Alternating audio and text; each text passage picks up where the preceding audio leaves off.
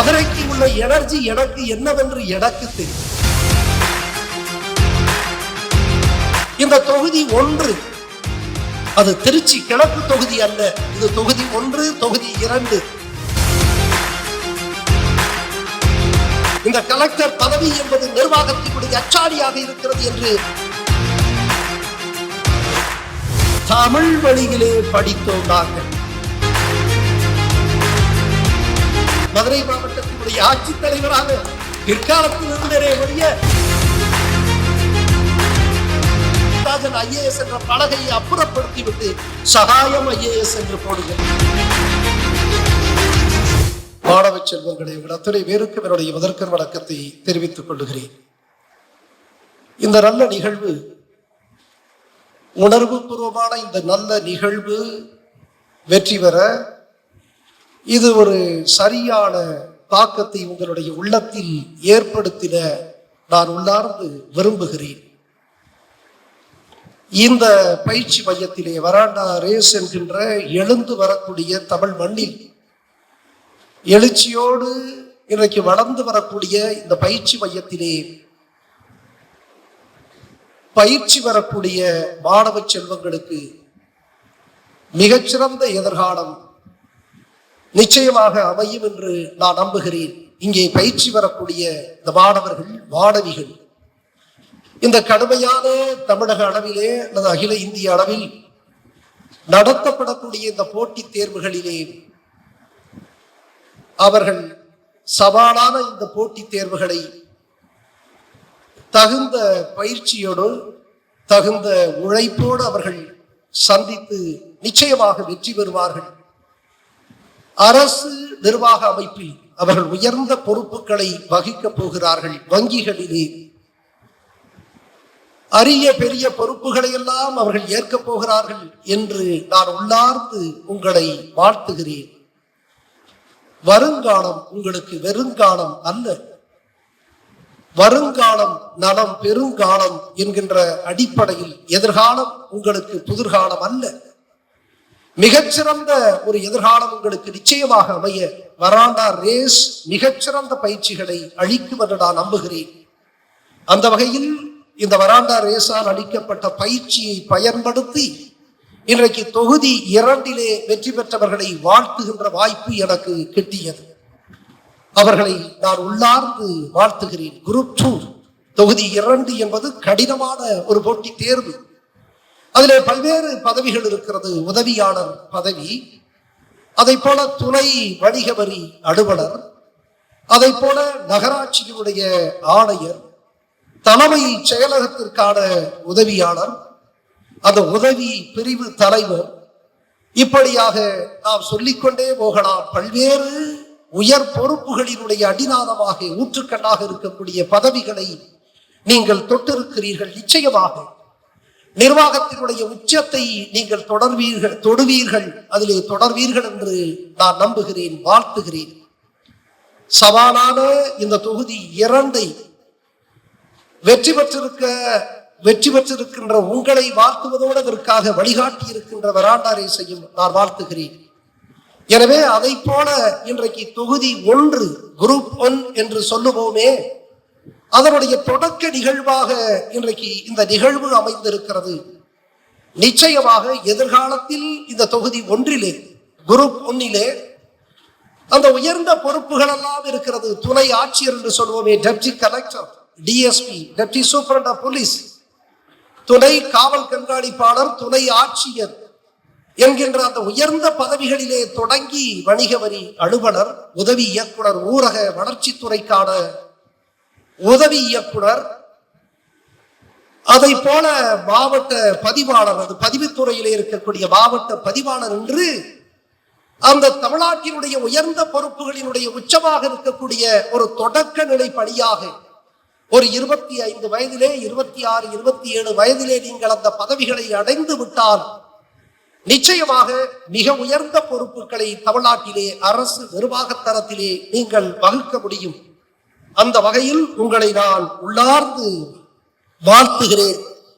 எனவே வராண்டா ரேஸ் இன்றைக்கு நம்முடைய நண்பர் பிரகாஷ் மற்றும் விக்னேஷ் அவர்கள் இடத்திலே விளக்கி சொன்னதை போல எப்படி அந்த தொடர் தேர்வுகளை அவர்கள் எழுதுகிறார்கள். அவர் தன்னுடைய அந்த அனுபவத்தையே சொன்னார். நாமக்கல் மாவட்டத்தில் அவரே சொன்னார், நான் மதுரை மாவட்ட ஆட்சியர், மதுரை மாவட்ட கலெக்டராக இருந்த கதை எல்லோருக்கும் தெரியும். ஆனால் நாமக்கல் மாவட்ட அந்த ஆட்சியராக இருந்த அந்த விவரம் எல்லோருக்கும் தெரியுமா என்று அவரே கேட்டார். அங்கே நாமக்கல் மாவட்டத்திலே இருக்கக்கூடிய அந்த பள்ளிகள் 10ஆம் வகுப்பிலே 12ஆம் வகுப்பிலே எப்படி தொடர் மிகச்சிறந்த மதிப்பெண் பெறக்கூடிய மாணவர்களை உருவாக்குகிறார்கள் என்று சொன்னால், அந்த தொடர் தேர்வு இருக்கிறது அல்லவா, தொடர்ச்சியாக தேர்வுகளை நடத்தக்கூடிய அந்த பாங்கு, அதை நாங்கள் இங்கே கையாளுகிறோம் என்று அவர் சொன்னார். நிச்சயமாக இந்த தொடர்ச்சியாக தேர்வுகளை நீங்கள் எழுதுகிற பொழுது அதிலே மிகச்சிறந்த ஒரு தயாரிப்புக்கு நீங்கள் உள்ளாகிறீர்கள். எனவே இதிலே தொடர்ச்சி, அந்த தொடர்ந்து படிப்பது, தொடர்ந்து பதிவு செய்வது, எழுதுவது என்பது மிக முக்கியமானது. எனவே அதை இங்கே வராண்டா ரேஸ் உங்களுக்கு அளிப்பதாக அவர் சொன்னபோது, நிச்சயமாக தொகுதி 2 போல இந்த தொகுதி 1, அது திருச்சி கிழக்கு தொகுதி அல்ல, இது தொகுதி 1, தொகுதி 2. இன்றைக்கு விக்னேஷ் அவர்கள் இந்த தொகுதி 1, தொகுதி 2 எல்லாம் விட்டு அவர் திருச்சிக்கு சென்று திருச்சி கிழக்கு தொகுதியை பற்றி பேசினார். அது நமக்கு முக்கியம் அல்ல. நமக்கு தொகுதி 1, தொகுதி 2 தான் இங்கே முக்கியம். எனவே அந்த தொகுதி 1 நீங்கள் வெற்றி பெற்று விட்டால் நீங்கள் மாவட்ட கலெக்டராக, மாவட்ட ஆட்சியராக அமைய முடியும். இந்த மாவட்ட ஆட்சியர் பதவி எப்படிப்பட்ட பதவி என்று பார்த்தால், சுந்தரம் என்கின்ற டாக்டர் சுந்தரம் என்கின்ற IAS அலுவலர் 1965ஆம் ஆண்டு அணியை சேர்ந்த அந்த அலுவலர், அவர் குறிப்பிடுவார், at the service of billion plus என்ற அந்த நூலிலே அவர் குறிப்பிடுவார், the office of the district collector is the most powerful office across the globe என்று அவர் சொல்லுவார். அதாவது உலகத்திலேயே சக்தி வாய்ந்த, அதிகாரம் மிகுந்த ஒரு பதவி இருக்கிறது என்று சொன்னால், அந்த பதவி இந்த மாவட்ட ஆட்சித்தலைவர் பதவி என்கின்றதை நீங்கள் புரிந்து கொள்ள வேண்டும் என்பதற்காக நான் அதை குறிப்பிடுகிறேன்.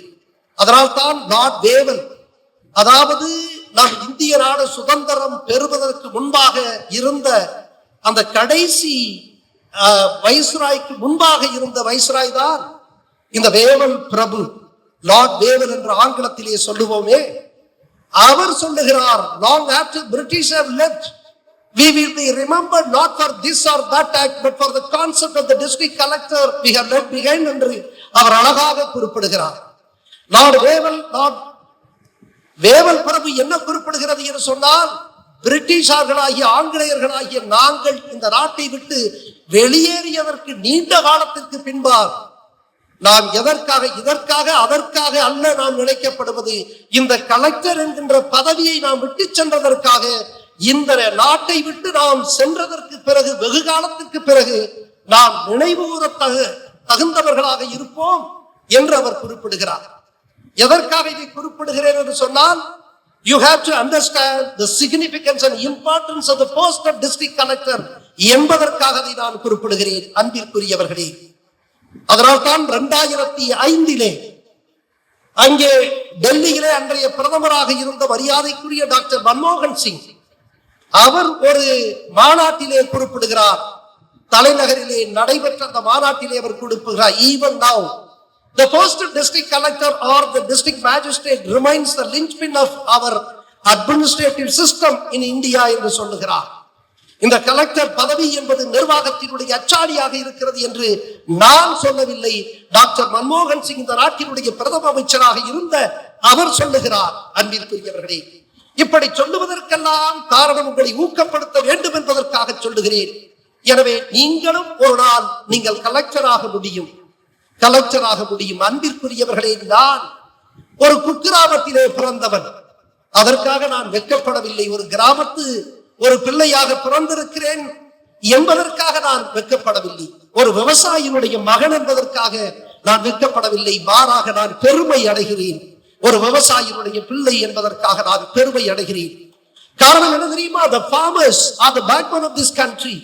India lives in villages. India is a country of villages என்று சொல்லுவதை நாம் அறிந்திருக்கிறோம். பெருமையோடு சொல்லிக் கொள்வதிலே நான் கர்வம் அடைகிறேன். ஒரு விவசாயினுடைய பிள்ளையாக நானும் புதுக்கோட்டை மாவட்டத்திலே இங்கிருந்து ஒரு மிக ஒரு 1.5 மணி நேரத்தில் 2 மணி நேரத்தில் சென்றடையக்கூடிய புதுக்கோட்டை மாவட்டத்தில், புதுக்கோட்டையிலிருந்து மேற்கே ஒரு 9 கிலோமீட்டர் இருக்கக்கூடிய ஒரு குக்கிராமத்தில் ஒரு எளிய விவசாயினுடைய மகனாக பிறந்து, அன்றைக்கு நாம் இங்கே சொல்லுவோமே panchayat union primary school, panchayat union middle school என்று சொல்லுவோமே, ஊராட்சி ஒன்றிய துவக்க பள்ளி, ஊராட்சி ஒன்றிய நடுநிலை பள்ளி என்ற அந்த பள்ளிகளிலே தான் நாங்கள் படித்தோம். தமிழ் வழியிலே படித்தோம். நாங்கள் உண்மையிலேயே ஒரு தாய்மொழியிலே படித்ததற்காக, உண்மையிலேயே மண்ணின் மொழியிலே படித்ததற்காக, இந்த நாட்டினுடைய மக்களினுடைய மொழியிலே படித்ததற்காக நான் பெருமை அடைகிறேன். உண்மையிலேயே பெருமை அடைகிறேன். ஒரு அந்நிய மொழியில் படித்துத்தான் உயர்வடைய வேண்டும் என்ற இழிவு எனக்கு ஏற்படவில்லை. எனவே தாய்மொழியிலே படித்தவன் என்ற பெருமை எனக்கு உண்டு. அப்படியாக தமிழ் வழியிலே நான் படித்தேன். அன்றைக்கு நான் இந்த நடுநிலை பள்ளியிலே நான் படிக்கிற பொழுது எங்கள் கிராமத்திலிருந்து எல்லைப்பட்டி என்ற கிராமத்திற்கு நெடுஞ்சாலையை ஒட்டி புதுக்கோட்டையை நோக்கி வரக்கூடிய அந்த நெடுஞ்சாலையிலே அன்றாடம் 5-10 கிலோமீட்டர் நாங்கள் நடந்து சென்று படித்தோம். இடி வந்தால் மழை வந்தால் அதையெல்லாம் சந்தித்து நாங்கள் நடக்க வேண்டும். சாலைகளிலே பாம்பு வரும், தாண்ட வேண்டும். வெயிலோ மழையோ இதையெல்லாம் தாண்டித்தான் அந்த குக்கிராமத்து பள்ளியிலே அன்றைக்கு படித்தோம். அன்றைக்கு 8 பேர் நாங்கள் படிக்கிற பொழுது நான் அந்த பிள்ளைகளை அந்த நெடுஞ்சாலையிலே, அன்றைக்கு வாகனம் வருகின்ற அந்த நெடுஞ்சாலையிலே நான் தான் அந்த 8 பேர் எங்கள் ஊரில் இருந்து எல்லைப்பட்டிக்கு செல்லக்கூடிய அந்த கிராமத்து பிள்ளைகளினுடைய தலைவர் யார் என்றால் நான் தான். மதுரை மாவட்டத்தினுடைய ஆட்சி தலைவராக பிற்காலத்தில் இருந்தே ஒழிய இந்த 8 பிள்ளைகளுக்கு தலைவராக நான் தான் இருந்தேன். அவர்களை வழிகாட்டுவேன். லாரி வந்து விட்டால் ஓரமாக வந்துவிடு என்பேன். மழை வரப்போகிறது என்று சொன்னால் வேகமாக நட என்று சொல்லுவேன். எனவே அவர்களை வேகப்படுத்துவதும் நிதானப்படுத்துவதும், மழை வந்தால் மரத்திலே ஒதுங்கக்கூடாது என்கின்ற விஞ்ஞானம் அறியாத அப்பாவி குழந்தைகளாக இருந்து நாங்கள் மலையிலே வருகின்ற பொழுது மரத்திலே ஒதுங்க சொல்லுகின்ற பணியெல்லாம் செய்யக்கூடிய தலைவர் தான். இன்னைக்கு கூட சொன்னாரு நம்ம அவர் சொன்னார், மதுரை எனர்ஜி பத்தாது என்று சொன்னார். மதுரைக்கு உள்ள எனர்ஜி எனக்கு என்னவென்று எனக்கு தெரியும். இங்கே ஒரு மலைகளை காணவில்லை. நான் மதுரை எனர்ஜி மிகுந்தது என்பதற்காகத்தான் 2011ஆம் ஆண்டு இந்திய தேர்தல் ஆணையம் அங்கே தேர்தலை நடத்த, சட்டமன்ற தேர்தலை நடத்த எத்தனித்த போது இங்கே பெரிய கூக்குரல் எதிர்கட்சிகள் எல்லாம் எழுப்பின. நீங்கள் சட்டமன்ற தேர்தலை நீங்கள் அறிவிப்பு செய்திருக்கிறீர்கள். ஆனால் மதுரையிலே 2011 நீங்கள் அறிவிப்பு செய்கிறீர்கள். 2009 திருமங்கலம் பார்முலா என்ற ஒரு பார்முலாவை உருவாக்கி வைத்திருக்கிறார்கள். வாக்காளர்களுக்கு லஞ்சம் கொடுத்து வாக்குகளை பெறக்கூடிய ஜனநாயகத்திற்கு எதிரான செயலை இங்கே நிறுவி இருக்கிறார்கள். எனவே மதுரையில் உங்களால் நேர்மையான தேர்தலை நடத்த முடியாது. காரணம், மதுரை எனர்ஜி அப்படிப்பட்டது. எனவே இதை நடத்த முடியுமா என்று இந்திய தேர்தல் ஆணையத்திலே எதிர்க்கட்சிகள் குற்றம் சாட்டிய போது, எங்களால் நடத்த முடியும் என்று சொல்லி நாங்கள் நடத்தி காண்பிக்கிறோம் என்று சொல்லி அன்றைக்கு அனுப்பியது இந்த கிராமத்து எளிய விவசாயிகளுடைய பிள்ளையை தான். 2011 நான் அப்படியாகத்தான் நான் மதுரை வந்து சேர்ந்தேன். Thirumangalam formula to be broken. We were able to, in a short span of 20 days time, we were able to neutralize the anti-democratic forces என்று சொல்லக்கூடிய அளவிற்கு அன்றைக்கு ஜனநாயகத்திற்கு எதிரான சக்திகளை முறியடிக்கக்கூடிய பணியை இந்த மாவட்ட ஆட்சித்தலைவராகிய நான் எதற்காக சொல்லுகிறேன் என்றால், என்னுடைய கிராமத்திற்கு சென்று விடுகிறேன். நான் இந்திய தேர்தல் ஆணையத்திற்கு வந்து விட்டேன். என்னுடைய கிராமத்திலே நெடுஞ்சாலையிலே நான் வருகிற பொழுது என்னுடைய கிராமத்து 8 பிள்ளைகளுக்கு வழிகாட்டக்கூடிய தலைவராக ஒரு 12-13 வயது பாலகராக அன்றைக்கு இருந்த பொழுது, இப்படி வழிகாட்டி கொண்டு வந்த பொழுது அன்றைக்கு வெள்ளிக்கிழமை இன்றைக்கும் புதுக்கோட்டையிலே சந்தை நடக்கிறது. இப்பொழுதை போல அன்றைக்கு இல்லை. வெள்ளிக்கிழமை ஒரு 40 ஆண்டுகளுக்கு முன்பாக சந்தை நடக்கின்ற காலத்திலே பார்த்தீர்களேயானால் அங்கே வாகனங்கள், வண்டிகள், மாட்டு வண்டிகள் ஏராளமாக செல்லும். கால்நடையாகவே மக்கள் அந்த சந்தைக்கு சென்று பொருட்களை வாங்கி திரும்புவார்கள். கோழிகளை சுமந்தும் ஆடுகளை மாடுகளை ஓட்டியும் அந்த சாலை நிரம்பி இருக்கக்கூடிய காலகட்டத்தில் நாங்கள் சென்று கொண்டிருக்கிற பொழுது ஒரு வண்டிக்காரன் வைக்கோல் முழுவதையும் வைத்துக் கொண்டு அவன் ஓட்டிக்கொண்டு செல்லுகிறான் எங்களை நோக்கி. அப்பொழுது என்னுடைய செயல்பாடை பார்த்துவிட்டு ஒதுங்குங்கள், ஓரமாக செல்லுங்கள், வேகமாக செல்லுங்கள் என்றெல்லாம் வழிகாட்டக்கூடிய அந்த செயலை பார்த்து அந்த வைக்கோல் வண்டிக்காரன் என்ன சொன்னான் தெரியுமா? அவன் சொன்னான், தம்பி, நீ எதிர்காலத்தில் கலெக்டராய் ஆவாய் என்று அவன் சொன்னான். இது உண்மை, உண்மை, சத்தியம். உண்மையை தவிர எனக்கு தெரியாது, அதனால் தான் பல சிக்கல்களே எனக்கு ஏற்படுகிறது என்பது வேறு. எனவே வண்டிக்காரன் சொல்லுகிறான், தம்பி, நீ எதிர்காலத்தில் கலெக்டர் ஆவாய் என்று சொல்லுகிறான். அவனுக்கு அந்த வண்டிக்காரன், அந்த ஏழை எளிய அந்த உழைக்கக்கூடிய அந்த வண்டிக்காரனுக்கு தெரியாது கலெக்டர் ஆவதற்கு IAS தேர்ச்சி பெற வேண்டும் என்று. IAS தேர்ச்சி பெறுவதற்கு சிவில் சர்வீசஸ் எக்ஸாமினேஷன் எழுத வேண்டும் என்று அந்த வண்டிக்காரனுக்கும் தெரியாது. அதை கேட்டுக்கொண்டிருந்த எனக்கும் அது தெரியாது. ஆனால் மனதிலே நான் இருத்தி வைத்திருந்து கல்லூரியிலே படிக்கின்ற பொழுது புதுக்கோட்டை அரசு கல்லூரியிலே மாமன்னர் கல்லூரி, எங்கள் மாமன்னர் பெயர் தாங்கி இருக்கக்கூடிய அந்த கல்லூரியிலே படிக்கின்ற பொழுது அன்றைக்கு நான் கலெக்டர் இடத்திலே அந்த புதுக்கோட்டையிலே பேச்சு போட்டியிலே, கல்லூரிகளுக்கு இடையிலான பேச்சு போட்டியிலே முதல் பரிசை வாங்குகிறேன். அந்த கலெக்டர் இடத்திலே வாங்குகிற பொழுது வண்டிக்காரன் சொன்னது எனக்கு நினைவிருக்கிறது, இவரை போல் நான் கலெக்டராக வர வேண்டும் என்று நினைத்தேன். அப்பொழுது என்னுடைய கல்லூரியில் இருந்து நான் புதுக்கோட்டை, எங்க கல்லூரி தெரியுமா, புதுக்கோட்டையிலே மாமன்னர் கல்லூரிக்கு அடுத்து அரசு பயிற்சி கல்லூரி இருக்கிறது, ஆசிரியர் பயிற்சி கல்லூரி இருக்கிறது. அதற்கு அடுத்து கலெக்டருடைய பங்களோ இருக்கிறது. அந்த பங்களோவிலே என்ன எழுதியிருக்கும் தெரியுமா? காசிராஜன் IAS என்று எழுதியிருக்கும். உங்களுக்கே தெரியும், கலெக்டர் பங்களோவில் நான் இங்கே இருந்த அந்த பங்களோவில் நத்தம் சாலையிலே காசிராஜன் IAS என்று இருக்கும். அப்பொழுது என்னை அறியாமல் என்னோடு வரக்கூடிய நண்பர்கள் கார்த்திக் ராஜேந்திரனை பார்த்து சொல்வேன், கார்த்திக், இந்த பலகை காசிராஜன் என்ற பலகை, காசிராஜன் IAS என்ற பலகையை அப்புறப்படுத்தி விட்டு சகாயம் IAS என்று போடுகிறது. உண்மை, சகாயம் IAS. எத்தனை நம்பிக்கை! ஒரு சாதாரண எளிய கிராமத்து விவசாயினுடைய பிள்ளை, கிராமத்து பிள்ளை, தமிழ் வழியிலே படித்த பிள்ளை, ஆங்கிலத்திலே படித்தால் தான் ஆங்கிலம் பேச முடியும், ஆங்கிலம் பேசினால் தான் நீ முன்னேற முடியும் என்று பொய்வாதத்தை தகர்த்தெறிகின்ற வண்ணம் இரண்டு தேர்வுகளிலே நான் வெற்றி பெற்றிருக்கிறேன். குரூப் 1 வெற்றி பெற்றிருக்கிறேன், சிவில் சர்வீசஸ் எக்ஸாமினேஷன் தேர்விலும் நான் வெற்றி பெற்றேன். டெல்லியிலே மத்திய அரசு பணியிலே சேர்ந்து விட்டு அதை தூக்கி எறிந்து விட்டு நான் இங்கே வந்தேன். எனவே உங்களோடு பேசுவதற்கு எனக்கு தகுதி இருக்கிறது என்று கருதுகிறேன். அன்பிற்குரியவர்களே, காசிராஜன் பெயரை நான் அன்றைக்கு அகற்ற சொன்னேன்.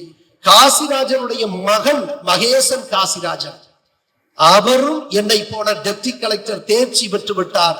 அவரும் என்னை போல சிவில் சர்வீஸ் எக்ஸாமினேஷனிலே Mahesan Kasirajan Indian audit and account service தேர்ச்சி பெற்று பணியிலே சேர்ந்தார். ஆக ஒரு காசிராஜன் என்கின்ற ஒரு கலெக்டருடைய பிள்ளையும் வெற்றி பெறுகிறார், கலனியையே பார்த்து கொண்டிருக்கின்ற ஒரு விவசாயியுடைய பிள்ளையும் வெற்றி பெறுகிறார் என்று சொன்னால் வாய்ப்புகள் எல்லோருக்கும் சமமாக இருக்கிறது. என் அன்பு பிள்ளைகளே, பயன்படுத்திக் கொள்ளுங்கள். இந்த அரசினை சேர்ந்த எல்லாருக்கு எனக்கு நேரம், மிக குறைவான நேரம் கொடுத்திருக்கிற முடிச்சேன். அன்பிற்குரியவர்களே, இந்த அரசு பதவியிலே சேர்ந்தால் உங்களுக்கு என்ன கிடைக்கும்? நான் நேற்றைய தினம் இங்கே வருகிறேன், நம்ப மாட்டீர்கள், நேற்றைய தினம் வருகிறேன். எனக்கு 8:45 விமானம். எனவே 1 மணி நேரத்திற்கு முன்பாக 7:45 நான் விமான நிலையத்திலே இருக்க வேண்டும். எனவே என்னுடைய இல்லம் விருகம்பாக்கத்திலே இருக்கிறது. விருகம்பாக்கத்திலிருந்து 1 மணி நேரத்தில் வந்து விடலாம் என்று திட்டமிட்டு நான் நகர்கிறேன். ஆனால் போக்குவரத்து நெருக்கடி. எப்படி போட்டி தேர்வுகளிலே நெருக்கடி இருக்கிறதோ அதை போல போக்குவரத்து நெருக்கடியால் என்னால் அந்த நேரத்திற்கு 1 மணி நேரத்திற்கு முன்பாக வரவில்லை. 1 மணி நேரம் என்பது 55 நிமிடமாக குறைக்கிறது. என் பதற்றத்தை அதிகரிக்கிறது. 50 குறைகிறது, பதட்டம் அதிகரிக்கிறது. 45 குறைகிறது, பதட்டம் வருகிறது. 40 என்கின்ற அளவிற்கு 35 நிமிடத்திற்கு முன்பாகத்தான் உள்ளே நான் சென்றேன். மிகுந்த பதட்டத்தோடு அந்த போர்டிங் பாஸை பெற்றுக்கொண்டு அந்த பாதுகாப்பு சோதனை எல்லாம் பதட்டத்தோட தாண்டி வெளியே வந்து அங்கே அந்த டிக்கெட் சோதித்து விட்டு விமானத்திற்கு ஒரு வாகனத்தில் உங்களை அனுப்புவார், ஒரு பேருந்தில் உங்களை அனுப்புவார். அப்படி அவ்வளவு பதட்டத்தோடு வந்துவிட்டு இன்னைக்கு நான் விக்னேஷிற்கு என்ன பதில் சொல்லுவது? ஒருவேளை விமானத்தை தவறி விட போகிறோம், அடுத்து என்ன செய்வது? நாமே ஒரு பேருந்தை கூட பிடித்து விட்டு வந்து இங்கே நம்முடைய இளைஞர்களை சந்திக்க வேண்டும், விக்னேஷிற்கு பொறுப்பாக பதில் சொல்ல வேண்டும் என்றெல்லாம் ஓடிக்கொண்டிருக்கிறது. இவ்வளவு பதட்டத்தை தாண்டி அந்த விமானத்தை அடைவதற்காக உள்ளே இருக்கக்கூடிய அந்த 200 மீட்டர் அந்த பேருந்து நிலையத்தில் பேருந்தில் நான் ஏறுகிறேன். நான் ஏறியவுடன் அங்கே உட்கார்ந்து கொண்டிருந்த ஒரு மனிதர் என்னை பார்த்தவுடன், சார் சார் சார் சார் இங்க வந்து உட்காருங்க சார், சார் சார் இங்கே வந்து உட்காருங்க சார் அப்படின்னு. இல்ல நீங்க இருங்க, உடனே ஒரு சிறப்பு சலுகை எல்லாம் உடனே எடுத்துக்க கூடாது. கலெக்டரா இருங்கிறதுக்காக மதுரைக்காரர்கிட்ட உங்க இடத்த கொடுக்கல கேட்க கூடாது. ஆனா வேண்டாம் வேண்டாம் அப்படிங்கிறது. இல்ல சார் நீங்க இருங்க சார். எந்திரிச்சுக்கிட்டாரு. எந்திரிச்சுட்டு என்னை உட்கார விடாமல் அப்படியே நெருக்கி என்னை நிக்க விடாமல் உட்கார வைத்து விட்டார். நன்றி என்று சொல்லிவிட்டு அப்படியே பார்க்கிறேன். ஒரு தம்பதிகள், ஒரு இளம் தம்பதிகள், அவருடைய பிள்ளை ஒரு 10-11 வயது பிள்ளை இருக்கும். சாரப்பாரு சாரப்பாரு சொல்றாங்க. அப்படியே சிரிச்சுக்கிட்டு அவர்களே என்னை புகைப்படம் எடுக்கிறார்கள். இந்த 10 வயது இந்த குழந்தை, பெண் குழந்தை இருக்கிறதுல ஹாய் அங்கிள் அப்படின்னு சொல்றாங்க. எனக்கு தெரியல 10 வயது குழந்தையை நான் சென்றடைந்திருக்கிறேன், நீங்களும் சென்றடைவீர்கள் அன்பிற்குரியவர்களே. அப்படியே சொல்லிவிட்டு இருக்கிறேன். பக்கத்து பெண்மணி சார் அப்படின்னு ஏதோ ஒரு உறவுக்காரரை போல அப்படின்னு சொல்றாங்க. வர்றவங்க எல்லாம் சார் எப்படி இருக்கீங்கன்னா, மதுரைக்கு திரும்பி விட்டீங்களா அப்படின்னே சொன்னாங்க. ஏன் நிலைமை எனக்கு தான் தெரியும். பதட்டத்தை நான் மறைத்துக் கொண்டு நான் புன்னகைத்து அப்படியே இருக்கிறேன். வெளியில அந்த வாகனத்திலிருந்து இறங்குகிறேன். ஒரு 6-7 பேர் போட்டோ எடுக்கிறாங்க. இந்த என்னை முதலிலே இருக்கையில் அமர வைத்தவர் என்னுடைய அந்த பை இருக்கிறது அல்லவா, என்னுடைய சூட்கேஸ், அதை அப்படியே எடுத்துக்கொண்டு போய் வேண்டாங்கிற வேண்டாம் அப்படிங்கிற இல்ல இல்ல அப்படியே எடுத்துட்டு போறாரு. அவர் பெயர் சண்முக சுந்தரம். இப்ப எனக்கு புகைப்படத்தை அனுப்பிச்சிருக்காரு. அவர் பேர் சண்முக சுந்தரம். இங்கே 6000 பேர் இருக்கக்கூடிய ஒரு பெரு நிறுவனத்தில் பெரும் பொறுப்பிலே இருப்பவர் என்னுடைய சூட்கேஸை மேலே எடுத்துக் கொண்டு போகிறார். அது மட்டுமல்ல, இந்த பெண், அந்த குழந்தை, அந்த தம்பதியினர் என்ன சொல்றார், சார் நீங்க விவசாயிகளை பத்தி பேசுறீங்கல்ல, மாண்புமிகுன்னெல்லாம் கொள்ளையடிக்கிற அமைச்சர்களுக்கெல்லாம் போடக்கூடாது. இனிமே மாண்புமிகுன்னா உண்மையிலேயே உழவர்களும் நெசவாளர்களுக்கு தான் போடணும். ஏன்னா எங்கள் நெசவாளிகள், எங்கள் உழவர்கள் எங்கேயுமே லஞ்சம் வாங்குவதில்லை, எங்கேயுமே ஊழல் செய்வதில்லை. உன்னதமானவர்கள் இந்த உலகத்திற்கு மகத்தான பங்களிப்பு செய்கிறார்கள். எனவே உழவர்களை இனிமேல் விவசாயிகளை மாண்புமிகு என்று அழையுங்கள் என்று ஒரு கூட்டத்திலே கோவையிலே நான் பேசினேன். அந்த பேச்சை ரசித்து என் பிள்ளை கேட்டால் என்று 10 வயது குழந்தையை பார்த்து சொல்லுகிறார். அந்த குழந்தை, அங்கிள் ரொம்ப அருமையா இருந்துச்சு உங்க பேச்சு அப்படின்னார். அதனால நான் என்ன சொல்றேன்னா, நான் குழந்தைகளை சென்றடைந்திருக்கிறேன் என்று சொன்னால் அன்பிற்குரியவர்களே, அதற்கு காரணம் இந்த அரசு பொறுப்பு, அரசு பதவி. அதற்கு மேலான ஒரு காரணம் இருக்கிறது. இந்த ஊழலும் லஞ்சமும் நிறைந்து போன ஒரு அரசு பணியிலே நேர்மை சுடராக நாம் நிமிர்ந்து நின்றோம் அல்லவா, அதற்காகத்தான் என்னை இந்த சமூகம் அங்கீகரிக்கிறதாக கருதி கொள்கிறேன். அப்படியாகத்தான் நீங்களும் ஆக வேண்டும் என்று நான் ஆசைப்படுறேன்.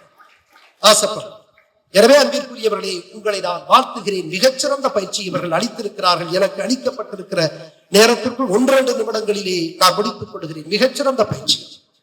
இந்த தொகுதி 1ல யாராவது ஒருத்தர் சேர்ந்தாங்கன்னா, நீங்க ஒரு if you are selected as deputy collector, you will definitely reach the level of secretary. If you are selected as DSP, you will definitely reach not below the rank of IG. அதாவது ஒரு DSP ஆக நீ தேர்வு செய்தால் குறைந்தபட்சம் ஐஜியாக நீ பதவி உயர்வை அடைய முடியும்.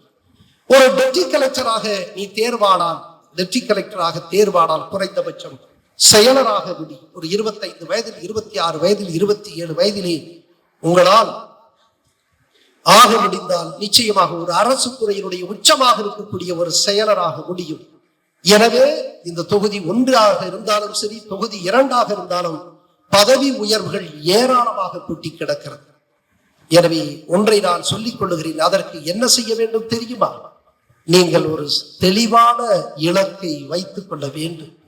இலக்கு மிக முக்கியம். அமெரிக்க நாட்டினுடைய மிகச்சிறந்த குடியரசுத் தலைவராக விளங்கிய ஜான் எஃப் கென்னடி 1961 அவர் பேசுகிறார். அவர் பேசுகிற பொழுது, we will ensure the landing of man on lunar space in another 10 years என்று அவர் சொல்லுகிறார்.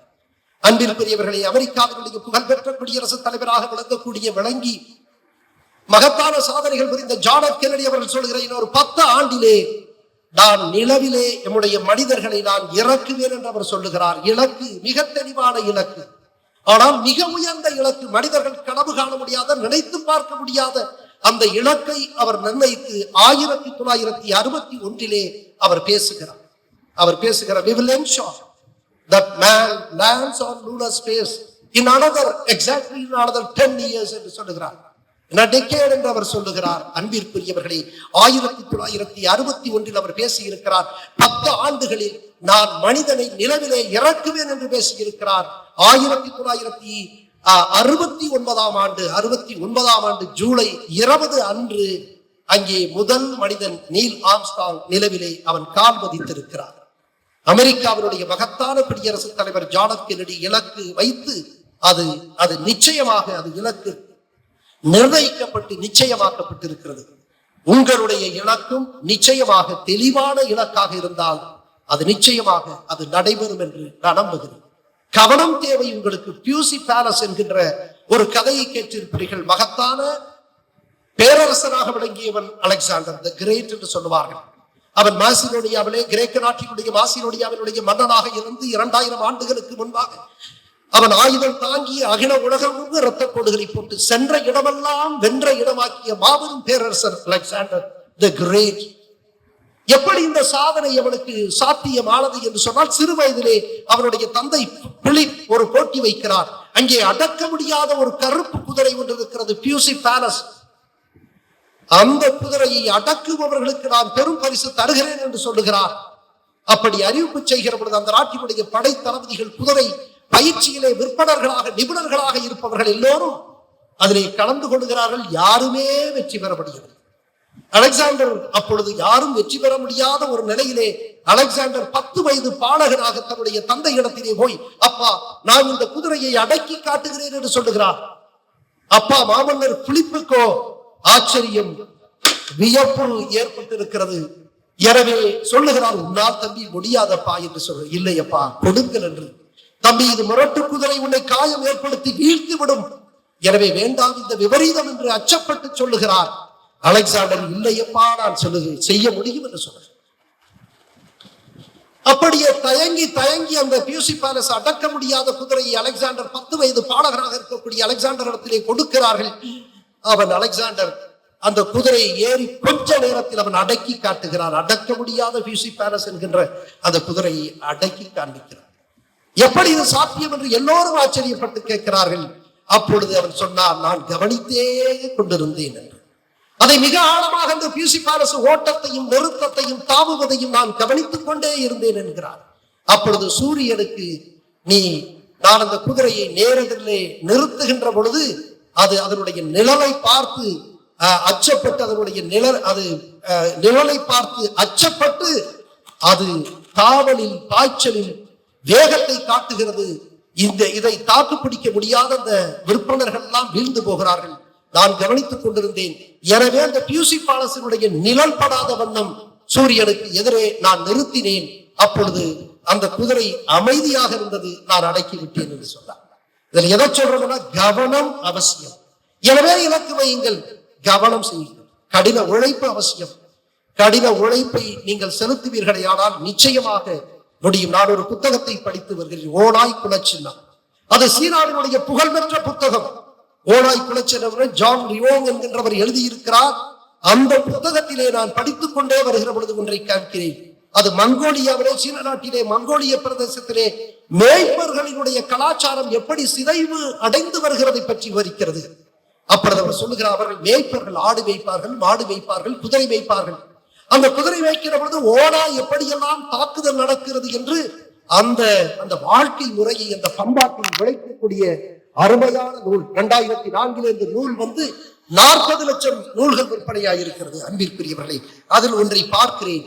இந்த குதிரைகள் எப்பொழுதுமே ஓடிக்கொண்டே இருக்கும் என்று சொல்லுகிறார். ஏன் ஓடிக்கொண்டே இருக்கிறது தெரியுமா? அந்த குதிரை ஏன் ஓடிக்கொண்டே இருக்கிறது என்று சொன்னால், அந்த குதிரை அங்கே கடுமையான குளிர் இருக்கிறது, அந்த குளிரை போக்கிக் கொள்வதற்காக அது ஓடுகிறது என்று சொல்லுகிறது. அதை போல இன்னொரு காரணம் இருக்கிறது. அந்த மங்கோலிய மேய்ச்சல் பகுதியிலே கடுமையான கொசு தொல்லை இருக்கிறது. கடித்து ரத்தத்தை உறிஞ்சக்கூடிய அந்த கொசு தொல்லை ஏற்படுத்தக்கூடிய கொசுக்கள் ஆயிரக்கணக்கிலே வந்து வைக்கும்.